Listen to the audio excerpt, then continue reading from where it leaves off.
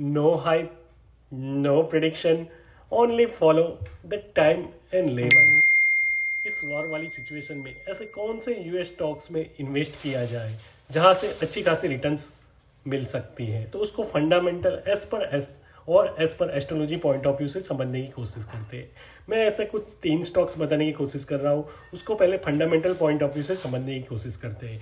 तो first of all है eco, जो Atlantic oil and gas limited है, जो ये कंपनी पर्टिकुलर क्रूड ऑयल को ट्रांसपोर्ट करती है। और सेकंड है SWBI, स्मिथ वेल्सन ब्रांड्स INC। तो ये पर्टिकुलर कंपनी है, वो मैन्युफैक्चरिंग करती है फायर आर्म्स की, पिस्टल, रिवॉल्वर्स और राइफल जैसी ये राइफल को मैन्युफैक्चरिंग एंड सेलिंग करती है, ठीक है। और थर्ड कंपनी है ECPG, एनकोर कैपिटल ग्रुप, जो डेप्ट परचेसिंग यानी फाइनेंशियल सर्विस प्रोवाइड करती है। ये तीनों कंपनी की फंडामेंटल पॉइंट ऑफ व्यू से उसको समझने की कोशिश करते हैं। तो इको में आप देखने की कोशिश करोगे PE रेशियो काफ़ी अच्छा है 22, और SWBI में भी देखने की कोशिश करोगे तो उसका PE रेशियो 50 है। और डेप्ट टू इक्विटी देखने की कोशिश करेंगे तो 0.52 SWBI में काफ़ी अच्छा है। और प्रमोटर की होल्डिंग देखने जाओगे तो तीनों में से 46% की प्रमोटर की होल्डिंग है इको में। और ROE के देखने जाओगे तो 25% की ROE आपको eco as well as the ECPG दोनों में 25% की रिटर्न मिली हुई है, ठीक है।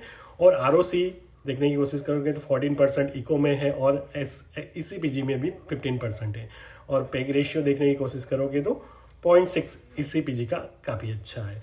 तो फंडामेंटल पॉइंट ऑफ व्यू से आप देखने की कोशिश करोगे तो इको, जो Atlantic oil and gas limited है, जो क्रूड ऑयल को ट्रांसपोर्ट करती है, काफ़ी अच्छी फंडामेंटल पॉइंट ऑफ व्यू से देखने को मिल रहा है। और एज पर एस्ट्रोलॉजी और जो हमारा customise astro trading AI agent है, उसके हिसाब से ये तीनों स्टॉक्स हमने करीबन जनवरी 2026 में प्लान किए हुए थे अप टू अक्टूबर 2026। तो काफ़ी अच्छी 22% की रिटर्न्स ये सभी स्टॉक्स में मिली हुई है और अभी भी पोटेंशियल है। और आपके हिसाब से ऐसे ये पर्टिकुलर तीनों स्टॉक्स में से कौन से ऐसे स्टॉक्स में इन्वेस्ट किया जाए, आपको क्या लग रहा है? तो कमेंट में कमेंट करना मत भूलिए। ऐसे ही 2026 के लिए बेटर स्टॉक्स कौन से वो जानना है तो कमेंट में कमेंट करना मत भूलिए। मल्टीबैगर।